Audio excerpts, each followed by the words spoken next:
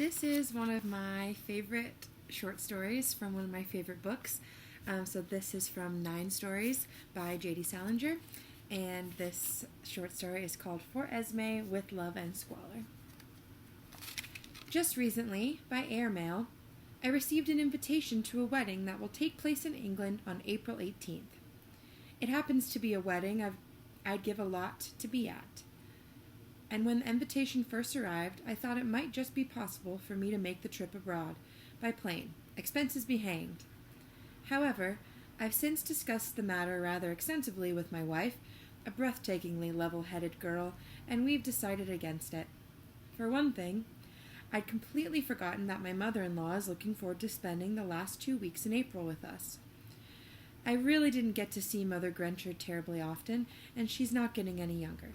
She's 58, as she'd be the first to admit. All the same, though, wherever I happen to be, I don't think I'm the type that doesn't even lift a finger to prevent a wedding from flatting. Accordingly, I've gone ahead and jotted down a few revealing notes on the bride as I knew her almost 6 years ago. If my notes should cause the groom, whom I haven't met, an uneasy moment or two, so much the better. Nobody's aiming to please here, more really to edify, to instruct. In April of 1944, I was among some 60 American enlisted men who took a rather specialized pre-invasion training course, directed by British intelligence in Devon, England. And as I look back, it seems to me that we were fairly unique, the 60 of us, and that there wasn't one good mixer in the bunch. We were all essentially letter-writing types, and when we spoke to each other out of the line of duty, it was usually to ask somebody if he had any ink he wasn't using. When we weren't writing letters or attending classes, each of us went pretty much his own way. Mine usually led me, on clear days, in scenic circles around the countryside. Rainy days, I generally sat in a dry place and read a book, often just an axe length away from a ping-pong table. The training course lasted 3 weeks, ending on a Saturday, a very rainy one. At 7 that last night, our whole group was scheduled to entrain for London, where, as rumor had it, we were to be assigned to infantry and airborne divisions mustered for the D-Day landings. By 3 in the afternoon, I'd packed all my belongings into a barrack bag, including a canvas gas mask container full of books I'd brought over from the other side. The gas mask itself I'd slipped through a porthole of the Mauretania some weeks earlier, fully aware that if the enemy ever did use gas, I'd never get the damn thing on in time. I remember standing at an end window of our Quonset hut for a very long time, looking out at the slanting, dreary rain, my trigger finger itching imperceptibly, if at all. I could hear behind my back the uncomradely scratching of many fountain pens on many sheets of V-mail paper.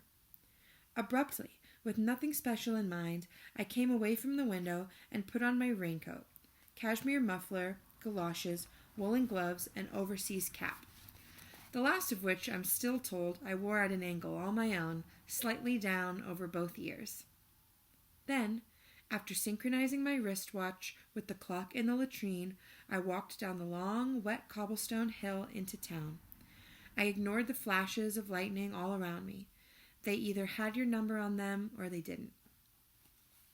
In the center of town, which was probably the wettest part of town, I stopped in front of a church to read the bulletin board, mostly because the featured numerals, white on black, had caught my attention, but partly because after 3 years in the army, I'd become addicted to reading bulletin boards. At 3:15, the board stated there would be a children's choir practice. I looked at my wristwatch, then back at the board. A sheet of paper was tacked up, listing the names of the children expected to attend practice. I stood in the rain and read all the names, then entered the church. A dozen or so adults were among the pews, several of them bearing pairs of small-sized rubbers, soles up in their laps. I passed along and sat down in the front row. On the rostrum, seated in 3 compact rows of auditorium chairs, were about 20 children, mostly girls, ranging in age from about 7 to 13.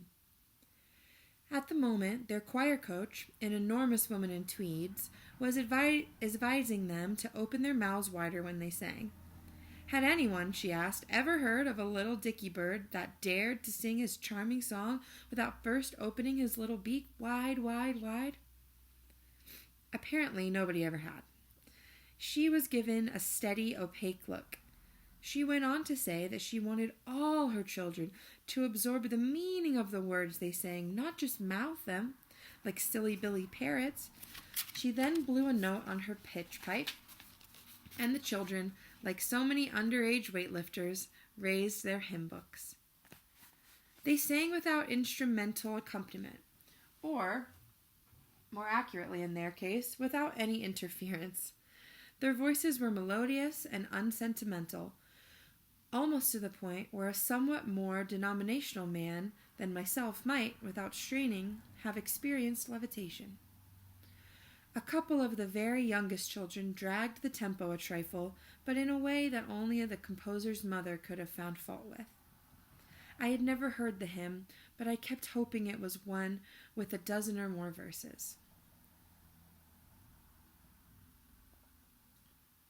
Listening, I scanned all the children's faces, but watched one in particular, that of the child nearest me, on the end seat in the first row. She was about 13, with straight ash-blonde hair of earlobe length, an exquisite forehead, and blasé eyes that, I thought, might very possibly have counted the house. Her voice was distinctly separate from the other children's voices, and not just because she was seated nearest me. It had the best upper register, the sweetest sounding, the surest, and it automatically led the way. The young lady, however, seemed slightly bored with her own singing ability, or perhaps just with the time and place. Twice, between verses, I saw her yawn. It was a ladylike yawn, a closed-mouth yawn, but you couldn't miss it. Her nostril wings gave her away.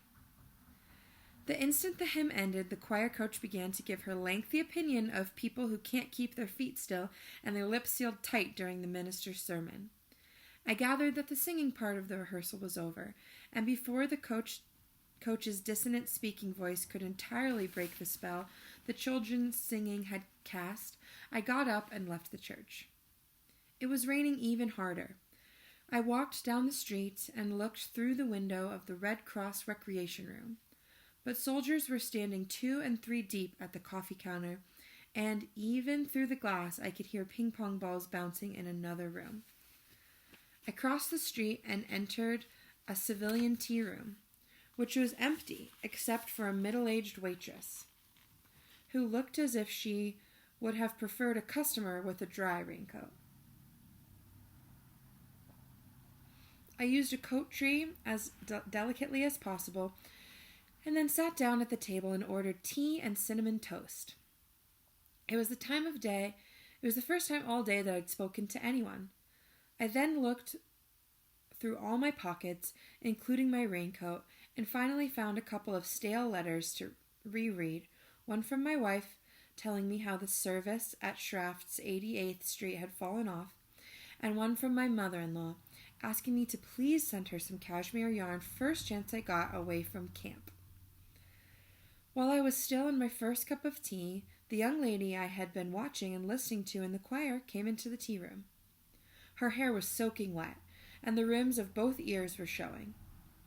She was with a very small boy, unmistakably her brother, whose cap she removed by lifting it off his head with 2 fingers as if it were a laboratory specimen. Bringing up the rear was an efficient-looking woman in a limp felt hat, presumably their governess. The choir member, taking off her coat as she walked across the floor, made the table selection, a good one from my point of view, as it was just 8 or 10 feet directly in front of me. She and the governess sat down. The small boy, who was about 5, wasn't ready to sit down yet. He slid out of and discarded his reefer. Then, with the deadpan expression of a born heller, he methodically went about annoying his governess by pushing in and pulling out his chair several times, watching her face.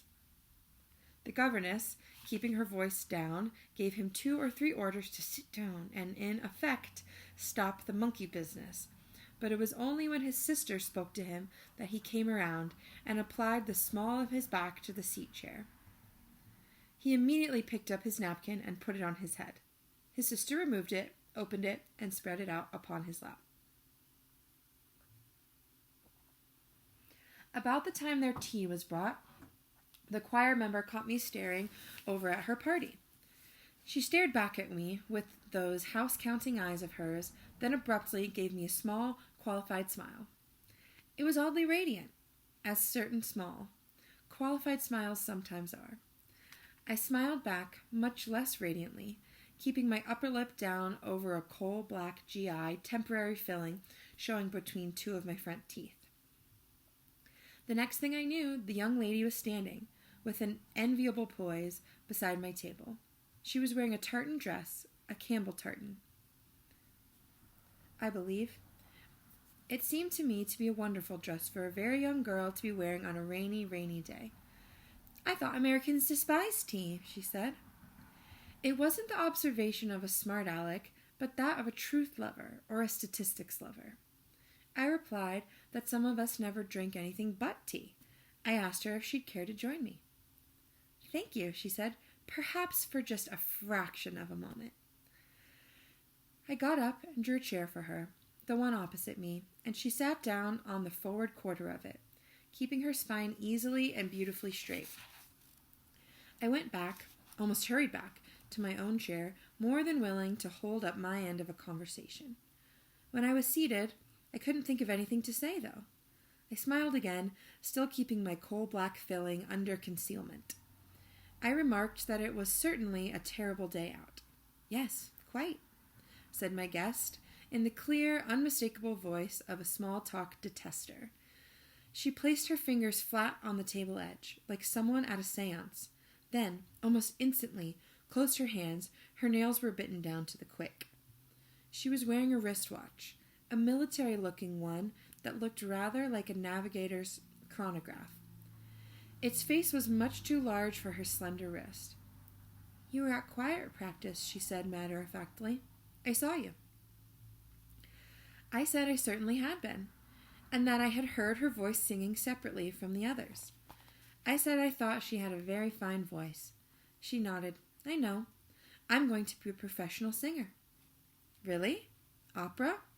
"Heavens, no. I'm going to sing jazz on the radio and make heaps of money. Then, when I'm 30, I shall retire and live on a ranch in Ohio."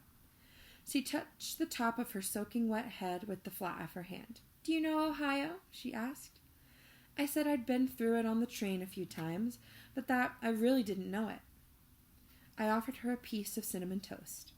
"No, thank you," she said. "I eat like a bird, actually." I bit into a piece of toast myself, and commented that there's some mighty rough country around Ohio. "I know. An American I met told me. You're the 11th American I've met." Her governess was now urgently signaling her to return to her own table, in effect, to stop bothering the man.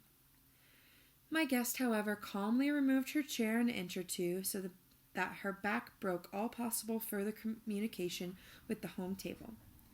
"You go to that secret intelligence school on the hill, don't you?" she inquired coolly. As security-minded as the next one, I replied that I was visiting Devonshire for my health. "Really," she said. "I wasn't quite born yesterday, you know." I said I bet she hadn't been, at that. I drank my tea for a moment. I was getting a trifle posture-conscious, and I sat up somewhat straighter in my seat. "You seem quite intelligent for an American," my guest mused.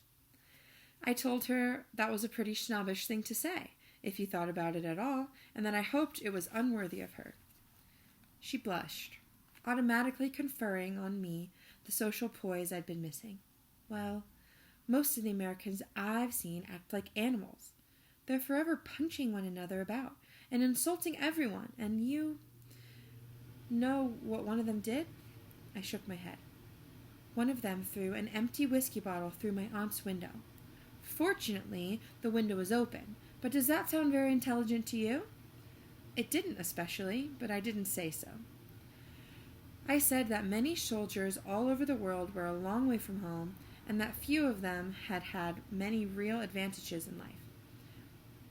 I said I thought most people could figure that out for themselves. Possibly, said my guest without conviction. She raised her hand to her wet head again, picking at a few limp filaments of blonde hair, trying to cover her exposed ear rims. My hair is soaking wet, she said. I took a fright. She looked over at me. I have quite wavy hair when it's dry. I can see that. I can see you have. Not actually curly, but quite wavy, she said. Are you married? I said I was. She nodded. Are you very deeply in love with your wife, or am I being too personal? I said that when she was, I'd speak up. She put her hands and wrists farther down on the table, and I remember wanting to do something about that enormous-faced wristwatch she was wearing. Perhaps suggest that she try wearing it around her waist. Usually I'm not terribly gregarious, she said, and looked over at me to see if I knew the meaning of the word. I didn't give her a sign, though, one way or another. I purely came over because I thought you looked extremely lonely. You have an extremely sensitive face. I said she was right, that I had been feeling lonely, and that I was very glad she'd come over. I'm training myself to be more compassionate. My aunt says I'm a terribly cold person, she said, and she felt the top of her head again. I live with my aunt. She's an extremely kind person. Since the death of my mother, she's done everything within her power to make Charles and me feel adjusted. I'm glad. Mother was an extremely intelligent person, quite sensuous in many ways. She looked at me with a kind of fresh acuteness. Do you find me terribly cold? I told her absolutely not, very much to the contrary, in fact. I told her my name and asked for hers. She hesitated. My first name is Esme. I don't think I shall tell you my full name for the moment. I have a title, and you may just be impressed by titles. Americans are, you know. I said I didn't think I would be, but that it might be a good idea, at that, to hold on to the title for a while. Just then I felt someone's warm breath on the back of my neck. I turned around and just missed brushing noses with Esme's small brother. Ignoring me, he addressed his sister in a piercing treble. Miss Megley said you must come back and finish your tea. His message delivered, he retired to the chair between his sister and me on my right. I regarded him with high interest. He was looking very splendid in brown Shetland shorts, a navy blue jersey, white shirt, and striped necktie. He gazed back at me with immense green eyes. Why do people in films kiss sideways? He demanded. Sideways, I say. It was a problem that had baffled me in my childhood. I said I guessed it was because actors' noses are too big for kissing anyone head on. His name is Charles, Esme said. He is extremely brilliant for his age. He certainly has green eyes, haven't you, Charles? Charles gave me the fishy look my question deserved, then wriggled downward and forward in his chair till all of his body was under the table except his head, which he left, wrestler's bridge style, on the chair seat. They're orange, he said in a strained voice, addressing the ceiling. He picked up a corner of the tablecloth and put it over his handsome, deadpan little face. Sometimes he's brilliant, and sometimes he's not, Esme said. Charles, do sit up. Charles stayed right where he was. He seemed to be holding his breath. He misses our father very much. He was SLAIN in North Africa. I expressed regret to hear it. Esme nodded. Father adored him. She bit reluctantly on the cuticle of her thumb. He looks very much like my mother. Charles, I mean. I look exactly like my father. She went on biting at her cuticle. My mother was quite a passionate woman. She was an extrovert. Father was an introvert. They were quite well mated, though, in a superficial way. To be quite candid, Father really needed more of an intelligent companion than Mother was. He was an extremely gifted genius. I waited for further information, but none came. I looked down at Charles, who was now resting the side of his face on the chair seat. When he saw that I was looking at him, he closed his eyes, sleepily, angelically, then stuck out his tongue, an appendage of startling length, and gave out what in my country would have been a glorious tribute to the myopic baseball umpire. It fairly shook the tea room. "Stop that," Esme said, clearly unshaken. He saw an American do it in a fish and chips queue, and now he does it whenever he's bored. "Just stop it now, or I shall send you directly to Miss Megley." Charles opened an enormous eye as sign that he'd heard his sister's threat, but otherwise didn't look especially altered. He closed his eyes again and continued to rest the side of his face on the chair seat. I mentioned that he ought to save it, meaning the Bronx cheer, till we start using his title regularly. That is, if he had a title, too. Esme gave me a long, faintly clinical look. "You have a dry sense of humor, haven't you?" she said, wistfully. "Father said I have no sense of humor at all. He said I was unequipped to meet life because I have no sense of humor." Watching her, I lit a cigarette and said I didn't think a sense of humor was of any use in a real pinch. Father said it was. This was a statement of faith, not a contradiction, and I quickly switched horses. I nodded and said her father had probably taken the long view, while I was taking the short, whatever that meant. "Charles misses him exceedingly," Esme said, after a moment. "He was an exceedingly lovable man. He was extremely handsome, too. Not that one's appearance matters greatly, but he was. He had terribly penetrating eyes for a man who was intrinsically kind." I nodded. I said I imagined her father had had quite an extraordinary vocabulary. "Oh, yes, quite," said Esme. "He was an archivist. Amateur, of course." At that point, I felt an importunate tap, almost a punch, in my left upper arm from Charles's direction. I turned to him. He was sitting in a fairly normal position in his chair now, except that he had one knee tucked under him. "What did one wall say to the other wall?" he asked shrilly. "It's a riddle." I rolled my eyes reflectively ceilingward and repeated the question aloud. Then I looked at Charles with a stumped expression, and I gave up. "Meet you at the corner," came the punchline at top volume.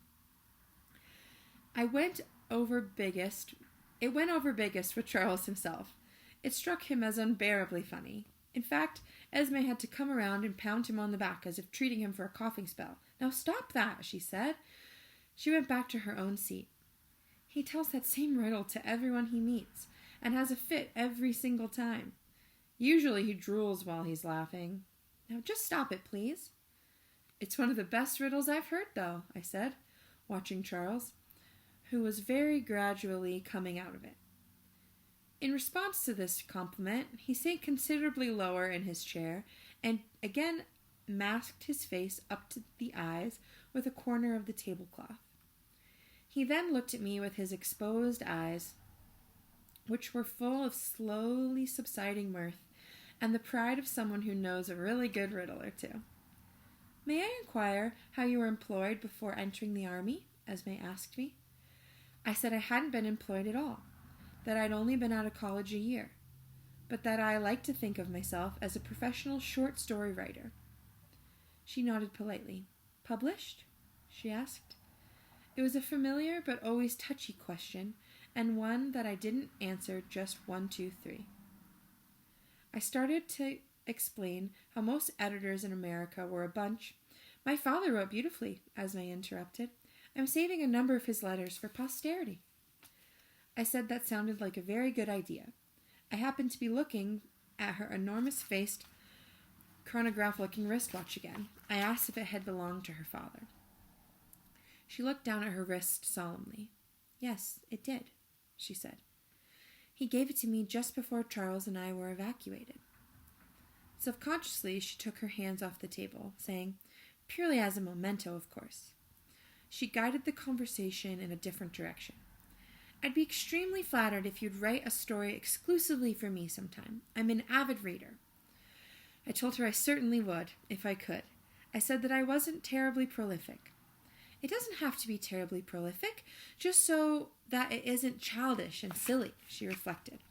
I prefer stories about squalor. About what? I said, leaning forward. Squalor. I'm extremely interested in squalor. I was about to press her for more detail, but I felt Charles pinching me hard on my right arm. I turned to him, wincing slightly. He was standing right next to me. What did one wall say to the other? He asked, not unfamiliarly. You asked him that, Esme said. Now stop it. Ignoring his sister and stepping up on one of my feet, Charles repeated the key question. I noticed that his necktie knot wasn't adjusted properly. I slid it up into place. Then, looking him straight in the eye, suggested, Meet you at the corner? The instant I said it, I wished I hadn't. Charles's mouth fell open. I felt as if I'd struck it open. He stepped down off my foot and with white-hot dignity walked over to his own table without looking back. He's furious, Esme said. He has a violent temper. My mother had a propensity to spoil him. My father was the only one who didn't spoil him. I kept looking over at Charles, who had sat down and started to drink his tea, using both hands on the cup. I hoped he'd turn around, but he didn't. Esme stood up. Il faut que je parte assez, she said with a sigh. Do you know French? I got up from my chair with mixed feelings of regret and confusion. Esme and I shook hands. Her hand, as I suspected, was as a nervous hand, damp at the palm.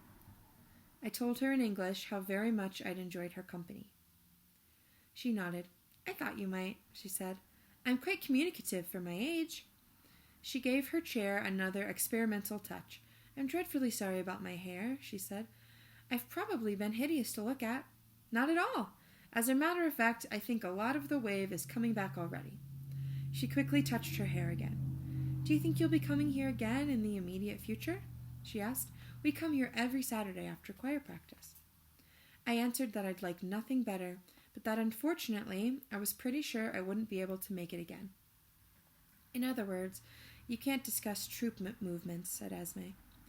She made no move to leave the vicinity of the table. In fact, she crossed one foot over the other and, looking down, aligned the toes of her shoes. It was a pretty little execution, for she was wearing white socks and her ankles and feet were lovely. She looked up at me abruptly. Would you like me to write to you? She asked, with a certain amount of color in her face. I write extremely articulate letters for any person, and I'd love it. I took out pencil and paper and wrote down my name, rank, serial number, and APO number. I shall write to you first, she said, accepting it, so you won't feel compromised in any way. She put the address into a pocket of her dress.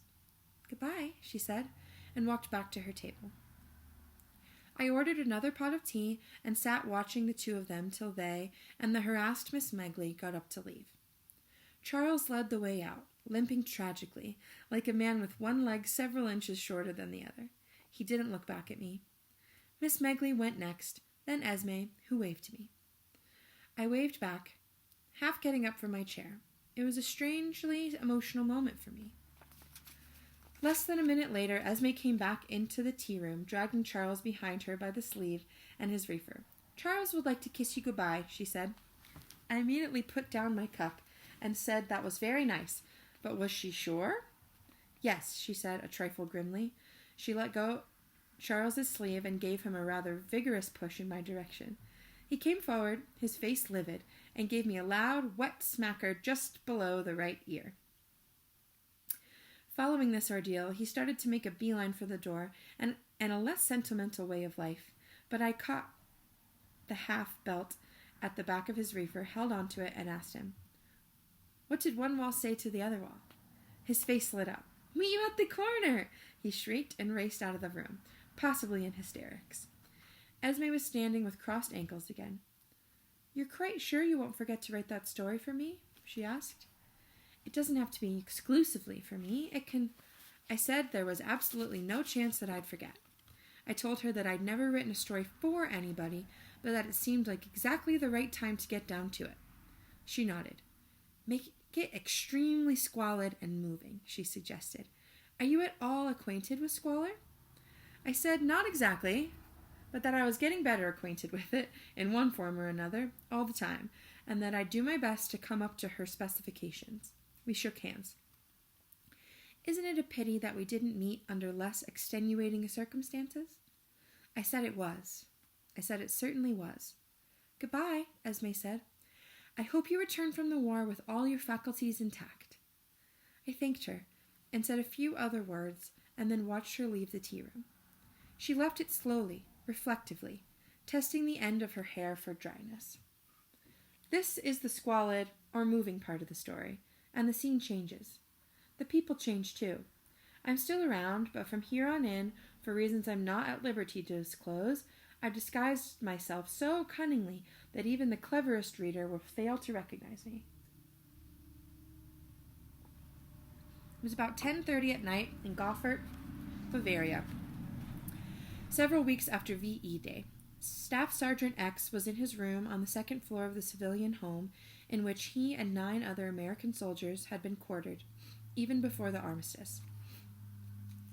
He was seated on a folding wooden chair of a small, messy-looking writing table with a paperback overseas novel open before him, which he was having great trouble reading. The trouble lay with him, not the novel. Although the men who lived on the first floor usually had first grab at the books sent each month by special services, X usually seemed to be left with the book he might have selected himself. But he was a young man who had not come through the war with all his faculties intact, and for more than an hour he had been triple reading paragraphs, and now he was doing it to the sentences. He suddenly closed the book without marking his place. With his hand, he shielded his eyes for a moment against the harsh, watty glare from the naked bulb over the table. He took a cigarette from a pack on the table and lit it with fingers that bumped gently and incessantly against one another. He sat back a trifle in his chair and smoked without any sense of taste. He had been chain-smoking for weeks. His gums bled at the slightest pressure of the tip of his tongue, and he seldom stopped experimenting. It was a little game he played, sometimes by the hour. He sat down for a moment, smoking and experimenting. Then abruptly, familiarly, and as usual with no warning, he thought he felt his mind dislodge itself and teeter, like insecure luggage on an overhead rack. He quickly did what he had been doing for weeks to set things right. He pressed his hands hard against his temples. He held on tight for a moment. His hair needed cutting, and it was dirty. He had washed it 3 or 4 times during his 2-week stay at the hospital in Frankfurt on the Main, and it had got dirty again on the long, dusty jeep ride back to the Goffert. Corporal Z, who had called for him at the hospital, still drove a jeep combat style with the windshield down on the hood. Armistice or no armistice. There were thousands of new troops in Germany. By driving with his windshield down, combat style, Corporal Z hoped to show that he was not one of them. That not by a long shot was he some new son of a bitch from ETO. When he let go of his head, X began to stare at the surface of the writing table, which was a catch-all for at least 24 unopened letters, and at least 5 or 6 unopened packages, all addressed to him. He reached behind the debris and picked out a book that stood against the wall. It was a book by Goebbels, entitled Die Satz on Beispiel. It belonged to the 38-year-old, unmarried daughter of the family that up to a few weeks earlier had been living in the house. She had been a low official in the Nazi Party, but high enough by Army regulation standards to fall into an automatic arrest category. X himself had arrested her. Now, for the 3rd time since he had returned from the hospital that day, he opened the woman's book and read the brief inscription on the flyleaf. Written in ink in German, in a small, hopelessly sincere handwriting, were the words, "Dear God, life is hell." Nothing led up to or away from it. Alone on the page, and in the sickly stillness of the room, the words appeared to have the stature of an uncontestable, even classic indictment. X stared at the page for several minutes, trying against heavy odds not to be taken in. Then, with far more zeal than he had done anything in weeks, he picked up a pencil stub and wrote down under the inscription in English, "Fathers and teachers, I ponder. What is hell? I maintain that it is the suffering of being unable to love." He started to write Dostoevsky's name under the inscription, but saw with fright that ran through his whole body that what he had written was almost entirely illegible. He shut the book. He quickly picked up something else from the table, a letter from his older brother in Albany. It had been on his table even before he had checked into the hospital. He opened the envelope, loosely resolved to read the letter straight through, but read only the top half of the first page. He stopped after the words, "Now that the goddamn war is over and you probably have a lot of time over there, how about sending the kids a couple of bayonets or swastikas?" After he'd torn it up, he looked down the pieces as they lay in the wastebasket. He saw that he had overlooked an enclosed snapshot. He could make out somebody's feet standing on a lawn somewhere. He put his arms on the table and rested his head on them. He ached from head to foot, all zones of pain seemingly interdependent. He was rather like a Christmas tree whose lights, wired in series, must all go out if even one bulb is defective. The door banged open without having been rapped on. X raised his hand, turned it, and saw Corporal Z standing in the door. Corporal Z had been X's Jeep partner and constant companion from D-Day, straight through 5 companions of the war. He lived on the first floor, and he usually came up to see X when he had few rumors or gripes to unload. He was a huge, photogenic young man of 24. During the war, a national magazine had photographed him in Hirchen Forest.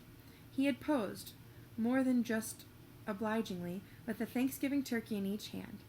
"You're writing letters?" he asked X. "It's spooky in here, for Christ's sake." He preferred always to enter the room that had the overhead light on. X turned around in his chair and asked him to come in, and to be careful not to step on the dog. "The what?" "Alvin. He's right under your feet, Clay. How about turning on the goddamn light?" Clay found the overhead light switch, flicked it on, then stepped across the puny, servant-sized room and sat down on the edge of the bed facing his host. His brick-red hair, just combed, was dripping with the amount of water he required for satisfactory grooming. A comb with a fountain pen clip protruded familiarly from the left-hand pocket of his olive drab shirt. Over the left-hand pocket he was wearing the combat infantryman's badge, which technically he wasn't authorized to wear. The European theater ribbon, with 5 bronze battle stars in it, instead of a lone silver one, which was the equivalent of 5 bronze ones, and the pre-Pearl Harbor service ribbon. He sighed heavily and said, "Christ almighty!" It meant nothing. It was Army. He took a pack of cigarettes from his shirt pocket, tapped one out, then put away the pack and rebuttoned the pocket flap. Smoking, he looked vacuously around. Around the room. His look finally settled on the radio. "Hey," he said, "they got this terrific show coming on the radio in a couple minutes. Bob Hope and everybody."